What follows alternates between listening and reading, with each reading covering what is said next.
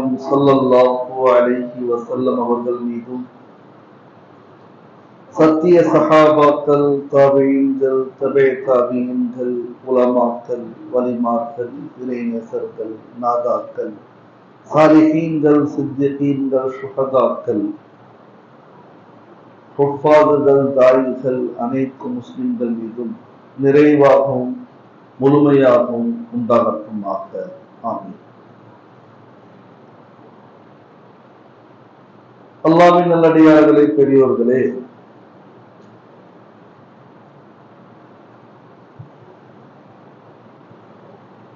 அல்லாஹ் தஆலா நம் அனைவரையும்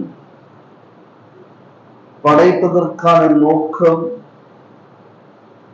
அல்லாஹ்வை வணங்க வேண்டும், ஏற்றுக்கொள்ள வேண்டும், அல்லாஹ் சொன்ன வழியில் வாழ வேண்டும். இதற்காகத்தான் நபிமார்கள் அனுப்பப்பட்டார்கள், ரசூல்மார்கள் அனுப்பப்பட்டார்கள். இது கடைசி உம்மத்தாக இருக்கிறது, இறுதி உம்மத்தாக இருக்கிறது. இதற்கு பிறகு எந்த நபியும் வரமாட்டார்கள், எந்த ரசூலும் வரமாட்டார்கள். ஹஜ்ரத் ஈசா அலைஹிஸ்ஸலாத்து வஸ்ஸலாம் அவர்களுடைய வருகை இருக்கிறது. அவர் நபியாக வரமாட்டார், உம்மத்தே முஹம்மதியாவாக வருவார்.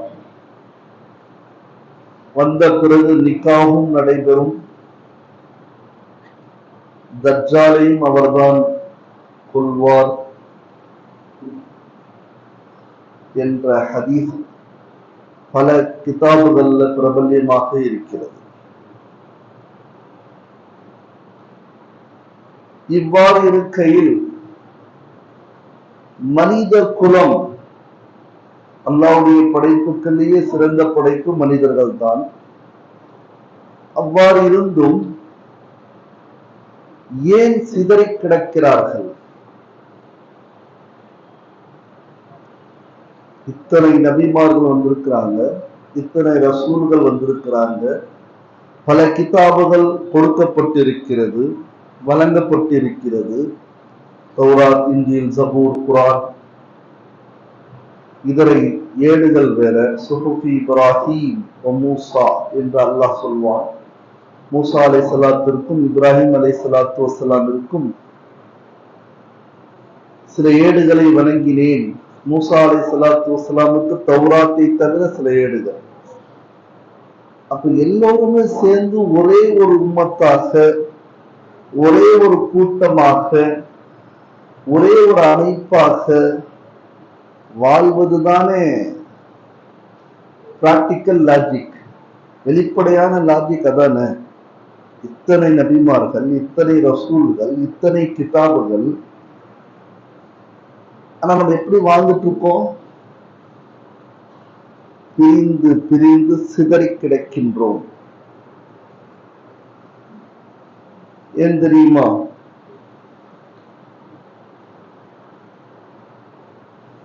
மனித ரூபத்தில் இருக்கக்கூடிய சில ஷைத்தான்கள் தன்னுடைய ஆதாயத்திற்காக,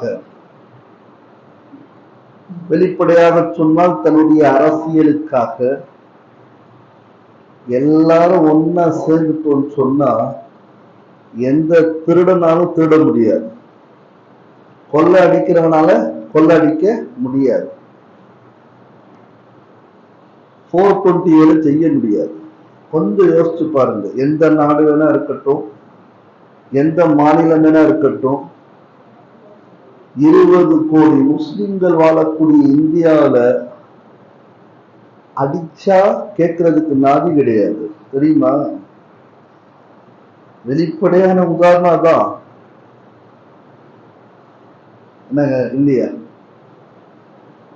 இல்லைன்னு சொன்னா கொஞ்சம் வட மாநிலங்கள்ல போயிட்டு வாங்க. சேஃப்டியான ட்ரெயின் பயணம் கிடையாது.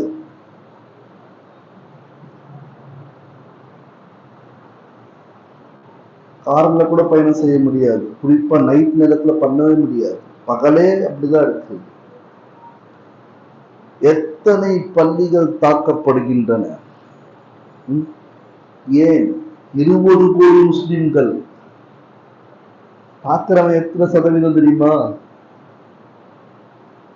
1.5%, 2% இந்தியாவில் இருக்கலாம். நம்ம கிட்ட இருக்கக்கூடிய பலகீனம் என்னன்னா, நம்ம கூட சேர்ந்து வாழ்றது இல்லை. நம்ம கூட இருக்காங்க பாருங்க, அக்கம் பக்கம் எல்லாரும் படிச்சவங்க தானே. உங்க கூட படிச்சவங்க பூரா முஸ்லீம்களா? மாமா மச்ச மாதிரி தானே பழகுனீங்க. தொடர்பு இருக்கான்னு கேட்டா சில பேர் வச்சிருக்காங்க. நான் பாராட்டுவேன் 2K கிட்ஸ. அவங்க இன்னைக்கு கூட அப்படிதான் இருக்காங்க. கிழவன்கள்லாம் வயசானவங்க எல்லாம் தவறா நினைக்காதீங்க. பிரிஞ்சு வாழ்வது மார்க்கம் இல்லைங்க, இஸ்லாம் இல்லைங்க. இஸ்லாம் பிரிவினையை கற்றுக் கொடுக்கவில்லை. சரி, நான் ஏற்கனவே சொன்னேன் ஏன் பிரிஞ்சிருக்கிறோம் சொன்னதுக்கு காரணம் என்ன சொன்னா, நான் ஆதாரம் இல்லாமல் சொல்லல. ஒவ்வொருத்தரும் ஒவ்வொரு அமைப்பின் தலைவரும் தன்னுடைய சுய லாபத்துக்காக, அற்ப லாபத்திற்காக, வெளிப்படையா போனா கொள்ளடிக்கிறதுக்காக என்ன பண்றாங்க தெரியுமா? ஃபர்ஸ்ட் உம்மத்தை எடுக்கலாம். நமக்கு தெரிஞ்ச ஃபர்ஸ்ட் உம்மத் என்ன? இப்ப இருக்கிறவங்கல்ல யூதர்கள் தானே. அவங்க என்ன நம்பிக்கை தெரியுமா அவங்களுக்கு? அவங்களுடைய மூதாதையர்கள் விதைத்த விதை என்ன தெரியுமா? விதை நம்ம மட்டும்தான் வாழ தகுதியானவங்க. எப்படி? நாம் மட்டும்தான் வாழ தகுதியானவங்க. அப்போ மற்றவங்கள என்ன வேணா செய்யலாம். இது அவங்க நம்பிக்கையில விட்டுருக்காங்க. புரியல? அவங்களுடைய நம்பிக்கை, இறை நம்பிக்கையே அப்படிதான்.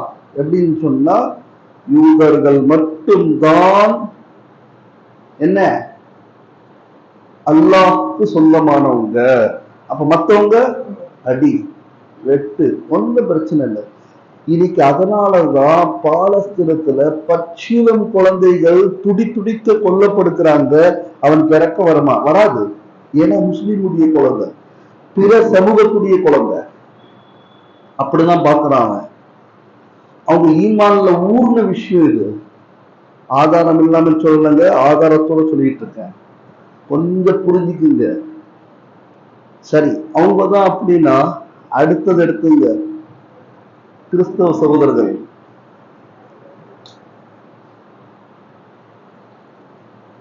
பைபிள்ல ஆனா ஈசா அலைஹிஸ்ஸலாம் சொன்ன வார்த்தை அல்ல அது.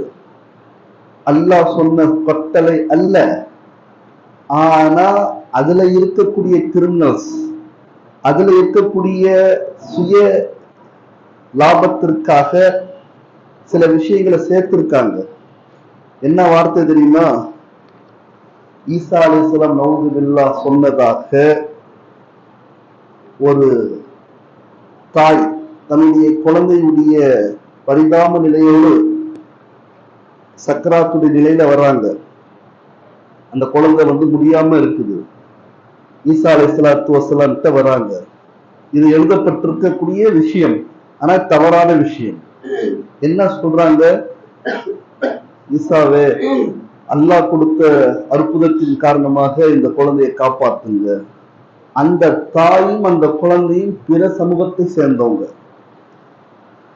நவுது பில்லாஹ், இவங்க தன்னுடைய கோட்பாடுக்காக தன்னுடைய சாமியை இப்படிதான் சொல்லுச்சுன்னு சொல்லுவாங்க. இன்னைக்கு அதெல்லாம் நடக்குது.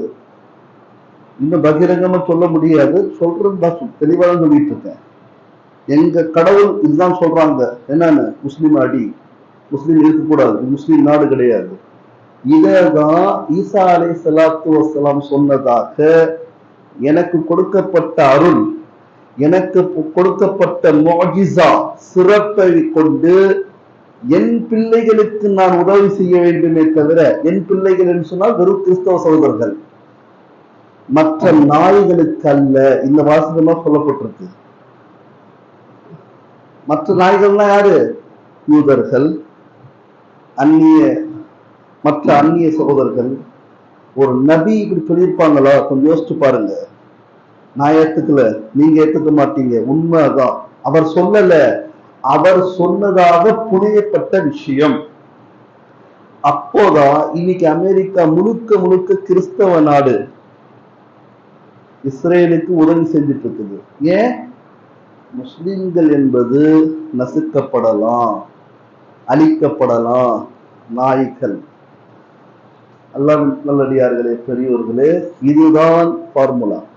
சரி, இப்படி கொஞ்சம் இந்த பக்கம் வாங்க. பிராமண சகோதரர்கள் அவங்க என்ன சொல்றாங்க? நாங்க தான் தலையில பிறந்தோம். அவங்களும் அதே தான். 3 பேரும் அதே தான்.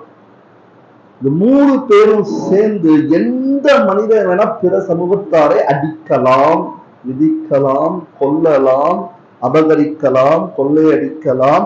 அவன் வாழ தகுதியானவன் அல்ல என்பதை தன்னுடைய கடவுள் சொல்வதாக நம்பிக்கைக்குரிய விஷயமாக விஷத்தை அவர்களுக்கு பிறக்கின்ற குழந்தையின் உள்ளத்துல பதிய வைக்கிறாங்க. அதனாலதான் எந்த பிரச்சனையானாலும் மஸ்ஜித் தாக்கப்படுறது, முஸ்லிம்கள் அடிபடுறது எல்லாம் நடக்குது. சரி, நம்முடைய நிலைமை என்ன? இப்படி இருக்கிறாங்க. அவங்க இருந்துட்டு போகட்டும். ஒரு ரப்பு தௌராத்ல இப்படி சொல்லியிருப்பானா? இஞ்சில் தன்னுடைய கிதாப்ல சொல்லியிருப்பானா? குர்ஆன் முழுக்க சொல்லல அல்லாஹ். குர்ஆனிலும் ஹதீஸிலும் அல்லாஹ் சொல்வது என்ன தெரியுமா? பிராணிகளுக்கு கூட கஷ்டப்படுத்தாதீங்கன்னு சொல்லியிருக்காங்க. நமக்கெல்லாம் தெரியும், ஒரு விபச்சாரி தாகமாக இருந்த நாய்க்கு தண்ணீர் கொடுத்ததின் காரணமாக சொர்க்கவாசி ஆனாங்க. எல்லாரும் தெரிஞ்ச கதை தானே, இதுக்கு ஆதாரம் தேவையில்லையே. அதே மாதிரி ஒரு இபாத் செய்யக்கூடிய மூதாட்டி தன்னுடைய பூனையை கட்டி வைத்து உணவு கொடுக்காமல் துன்புறுத்தியதின் காரணமாக நரக்கத்திற்குரிய இதுதான் அல்லாஹ்வுடைய மார்க்கம். புரியுதுங்களா? மற்ற பிராணிகளுக்கு கூட கெடுதி ஏற்படக்கூடாது. ஆனால் இன்று முழு உலகம் இதை பதிய வைத்துக் கொண்டு அநியாயம் செய்து கொண்டுட்டு இருக்கு. பலஸ்தீனை விட்டுட்டு அப்படியே லெபனான் பக்கம் போயிருக்காங்க. உலகம் அழிந்தே தீரும், அது வேறு விஷயம் சகோதரர்களே. நாமெல்லாம் ஒற்றுமையா இருக்கிறோமா? கொஞ்சம் யோசிச்சு பாருங்க. நமக்கு என்ன அக்கீதா இருக்கட்டும், திரும்ப திரும்ப நான் சொல்றது அதுதான், நமக்கு என்ன அக்கீதா இருக்கட்டும், மொழி ரீதியாகவோ மாநில ரீதியாகவோ கொள்கை ரீதியாகவோ நாம் பிரியக்கூடாது. ரசூலுல்லாஹ் பிரிக்கல. தன்னுடைய மகள் பாத்திமாவிற்கும் இன்னொருத்தருடைய மகள் பாத்திமாவுக்கும் வித்தியாசம் ரசூலுல்லாஹ் பார்க்கல. ரசூலுல்லாவை விட சிறந்த முஃமின் உலகத்திலே எவனும் கிடையாது, எந்த இமாமும் கிடையாது. இதை விட பகிரங்கமா நான் என்ன சொல்றேன், கொஞ்சம் புரிஞ்சுக்குங்க. தயவு செய்து கோபத்தை விடுங்க. தன்னோடு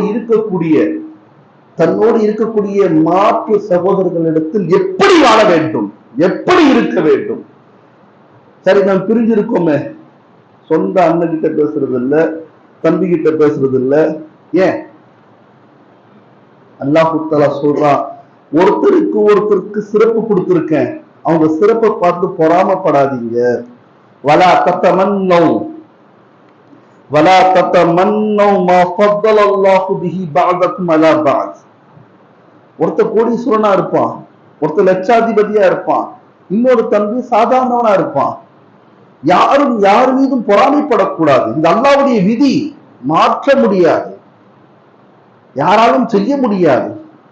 அல்லாஹ் என்னை எப்படி படைச்சாலும் அப்படிதான் வாழ முடியும், அப்படித்தான் இருக்க முடியும் என்பதை விளங்கிக் கொள்ள வேண்டும். ஹதரத் உம்மே சல்மா ரலியல்லாஹு தஆலா அன்ஹா வந்து கேட்கிறாங்க ரசூலுல்லாஹ்ட்ட, நிறைய பெண்கள் சார்பாக கேட்கிறாங்க. என்னன்னு கேட்கிறாங்க? எங்களை விட ஆண்கள் எல்லா விதத்திலையும் உயர்வா இருக்கிறாங்களே, எங்களுக்கு எல்லாமே குறைவா இருக்குது, வாரிசு சொத்துல கூட எங்களுக்கு பாதிதானே அப்படின்லாம் கேட்கும் பொழுது, இது அல்லாஹ்வால் உருவாக்கிய விஷயம். ஒருத்தருக்கு ஒருத்தர் இப்படி யோசிக்க கூடாது. ஏனென்றால் ஏழை சஹாபாக்கள் கேட்டாங்க ரசூலுல்லாஹ்ட்ட, பணக்காரங்கள்லாம் எல்லா விஷயத்திலையும் எங்களுக்கு முன்னாடி இருக்காங்க. சில தஸ்பீஹாத்துக்களை ரசூலுல்லாஹ் கற்றுக் கொடுத்தாங்க. கற்றுக் கொடுக்கும் பொழுது அதை தெரிந்து கொண்ட பணக்கார சஹாபாக்கள் இல்லையா, நம்மள மாதிரி ஆளுங்களா? யோசிச்சு பாருங்க. ஒரு விழா சிறப்பிக்குன்னா கீழே இருக்குது குறிப்பு, உணவு உண்டு. உணவுக்காக நம்ம அடிமையா? ஆனா இன்னைக்கு வந்து நிறைய பேர் சுகர் இருக்குது, அது இல்லாம நேரத்துக்கு சாப்பிடணும், அது வேறு விஷயம். ஆனா அதுக்கு நம்ம அடிமை கிடையாது, அது ஒரு நோக்கம் கிடையாது. கொஞ்சம் புரிஞ்சுக்குங்க. நமக்கு என்னவாக இருந்தாலும் சரி, நம் ஒருத்தரை பிரிஞ்சு வாழ்வது, அம்மா விட்டு வாழ்வது, வாப்பா விட்டு வாழ்வது, தன்னோட சொந்த சகோதரர்களை விட்டு வாழ்வது, இல்ல இவன் தமிழ்காரன் அவனை பிரிக்கிறது, இல்ல இவன் உருதுக்காரன் பிரிக்கிறது, இது எந்த விதத்துல ஜாயிஸ்? நம்முடைய எதிரிகள் என்னென்ன செய்யலாம் யோசிட்டு இருக்கும் பொழுது ஒற்றுமைதான் ரசூலுல்லாஹி ஸல்லல்லாஹு அலைஹி வஸல்லம் வாழ்க்கையுடைய முக்கியமான ஒரு அம்சமாக இருந்தது. வஅத்தஸிமு பிஹப்லில்லாஹ், அல்லாஹ் சொன்னது என்ன? ஒற்றுமையாக வாழுங்க, ஒன்றுபட்டு நிற்போம். எவன் வந்து தஜ்ஜாலே வரட்டுமே, தஜ்ஜாலை விட கொடியவன் எவங்க சொல்லுங்க? யாராவது இருக்காங்களா இந்த காலத்துல? அர்ஹமுர் ராஹிமீன் அல்லாஹு தஆலா, நான் ஏற்கனவே சொல்லியிருக்கேன், ஃபிரௌனை அழிப்பதற்காக மூசா அலைஹிஸ்ஸலாம் துவா செஞ்சாங்க, பத்துவா செஞ்சாங்க, அல்லாஹ் இவனை அழிச்சிருன்னு. அல்லாஹ் அழிக்கல. ஏன்னு உங்களுக்கு தெரியும், 2 ஜும்மால சொல்லிட்டேன். பிஸ்மில்லாஹிர் ரஹ்மானிர் ரஹீம் தன்னுடைய கதவுல எழுதி வச்சிருந்தானா. அல்லாஹ் சொன்னானா, என் பேருக்கு பின்னாடி கருணையாளன் அருளாளன் எழுதி வச்சிருக்காரு, நான் எப்படி அழிப்பேன்? உண்மையிலேயே அவன் அடிபட்டது அவனாலதான். கடல்ல போகக்கூடாத வழியில போனா அடிபட்டானே தவிர அல்லாஹ் அழிக்கல. ஃபிரௌனுக்கு அல்லாஹ் தஞ்சம் கொடுத்த அல்லாஹ் நமக்கு தரமாட்டானா? அந்த நம்பிக்கை இல்லைன்னா முஸ்லீமே இல்லை, நம்ம முஃமினே இல்லை. ஆனா நம்முடைய சொல்லாலையும் செயலாலையும் யாரையும் பிரிக்காதீங்க. அன்பா சொல்லுங்க, உண்மையான விஷயம் அன்பா சொல்லுங்க, இறக்கப்பட்டு சொல்லுங்க, கண்டிப்பாக பலன் கிடைக்கும். அதுல மாற்றுகிறதே கிடையாது. அல்லாஹ்வுடைய ரசூல் ஸல்லல்லாஹு அலைஹி வஸல்லம் எல்லா தாலீமை எடுத்து பாருங்க, எல்லாமே அன்பாலேயே சொல்லியிருப்பாங்க. மகாத்மா காந்தி சொன்ன வார்த்தை, இஸ்லாம் வளர்ந்தது வாளால் அல்ல, அருளால், கருணையால், கிருபையால், சேவையால். இன்னைக்கு சேவை கூட என்ன பண்றோம்? குறிப்பிட்ட ஆள் கொடுக்குறோம். இது என்ன சேவை? பசிச்சவன் யாரா இருந்தாலும் கொடுக்கணுமா இல்லையா? 70 வயது கிழவன் இப்ராஹிம் அலைஹிஸ்ஸலாத்து வஸ்ஸலாமுடைய காலத்துல இப்ராஹிம் அலைஹிஸ்ஸலாத்து வஸ்ஸலாம் விருந்தாளி இல்லாத சாப்பிட மாட்டாங்களாம். நம்ம வீட்டுக்குள்ள விருந்தாளி வந்து எத்தனை நாள் ஆச்சு? சொந்த மாமா யாரும் தெரியாத வாழ்ந்துட்டு இருக்காங்க நம்முடைய 2K கிட்ஸ் எல்லாம். தெரியுமா உங்களுக்கு? பிளாட்ல வாழ்வோம், பக்கத்து வீட்டுக்கார யாரு ஆம்பளையா பொம்பளையா என்ன ஒண்ணும் தெரியாது. அப்படி விருந்தாளி இல்லாமல் தன்னுடைய வாழ்க்கையை கழிக்க மாட்டார்கள் இப்ராஹிம் அலைஹிஸ்ஸலாத்து வஸ்ஸலாம். தேடிட்டு போறாங்க, விருந்தாளி கிடைக்கல. 70 வயது கிழவர், அவர் அழைச்சிட்டு வந்து சாப்பிட உட்கார வைக்கிறாங்க. அவரை பார்த்தா முஃமின் மாதிரி தெரியல. இப்ராஹிம் அலைஹிஸ்ஸலாத்து வஸ்ஸலாம் போன்ற ஜலீலுல் கத்ர் ஒரு நபி கோபம் ஏறிடுச்சு, போங்கன்ட்டாங்க. அல்லாஹ் வஹி இறக்கிட்டான், நான் 70 வருஷம் சோறு போட்ட அவருக்கு நீ ஒருவேளை போட மாட்டியா? கொஞ்சம் யோசிச்சு பாருங்க. அல்லாஹ் நாடினா எல்லாத்தையும் அழிச்சிடலாம். இது நடக்கும். அல்லாஹ் அல்லாஹ் லா தகுமு ஸாஅத்து, அல்லாஹ் அல்லாஹ் சொல்லக்கூடிய ஒரு நபர் இருக்கும் வரை கியாமத் வராது. அல்லாஹ் அல்லாஹ் சொல்லக்கூடிய கூட்டம் இன்னைக்கு பிரிஞ்சு கிடக்குது. ஹனபி என்ற பேர்ல, ஷாஃபி என்ற பேர்ல. இது சும்மா உதாரணத்துக்கு சொல்றேன், இதுல யாரும் பிரியல. கொஞ்சம் யோசிச்சு பாருங்க, எல்லாரும் யோசிச்சு பாருங்க. எந்த வேணா இருக்கட்டும், அவன் ஒரு முஃமின், அவர் ஒரு முஸ்லிம். முஃமினை தாக்குறதுக்கு ரெடி ஆயிடுறோமே, அவனும் அடிக்கிறான், நம்மளும் நம்ம முஸ்லிம்களை அடிக்கிறோம். பக்கத்துக்காரன் அடிங்க, தொட்டு பாருங்களேன். அப்ப என்ன ஈமான் உங்களுக்கு? அவனை தொட முடியல, பள்ளி இடிக்கிறவனை தொட முடியல, நம்மளை ஏசுறவனை தொடருன்னு நான் சொல்லல. முஸ்லீமை அடிக்கிறது மட்டும் கையை ஓங்குறோமே, அப்பாவினா வீரத்தை காட்டுவோம். எனவே அல்லாஹ் நல்லடியார்களே, பெரியோர்களே, ஹஜ்ரத் அலி கர்ரமல்லாஹு வஜ்ஹு நோயுற்று இருந்தார்கள். ரசூலுல்லாஹ் போறாங்க, சஹாபாக்களோடு போறாங்க. அங்கே போனவுடனே ரசூலுல்லாஹ்வுக்கு தேன் தராங்க, அழகான கிண்ணத்துல தேன் தராங்க. ரசூலுல்லாஹ் இதை வச்சு நீங்க என்ன நினைக்கிறீங்கன்னு ஒவ்வொருத்தட்ட கேட்கும்போது சித்திக் அக்பர்ட்ட கேட்டாங்க. முதல்ல அந்த கிண்ணம் இருக்கிறது, அழகான கிண்ணம் ஈமானை போன்று. அதுல இருக்கக்கூடிய தேன், அதுல பாத்தீங்கன்னு சொன்னா ஒரு முடி விழுந்துருந்துச்சு. அதில் இருக்கக்கூடிய தேனை போன்று ஈமானோடு வாழ்வது இனிமையானது, சுவையானது. ஒரு முடி எடுக்க முடியுறது கஷ்டம் தானே, தேன் பிரிக்கிறது கஷ்டம், ஒட்டிக்கும். அதே போன்று ஈமானோடு இறப்பது எவ்வாறு அந்த முடியை இருந்து அகற்றுவது கஷ்டமோ அதே போன்று சித்திக் அக்பர் பாருங்க, இதுதாங்க வலி சிப்பத்து, இதுதாங்க வலி சிப்பத்து. நம்மளா ஒரு ஃபார்முலாவை தூக்கிட்டு இதுதான் மார்க்கம், இதுல எல்லாரும் வந்துடணும்னு சொன்னா நம்ம மட்டும்தான் நிற்போம்.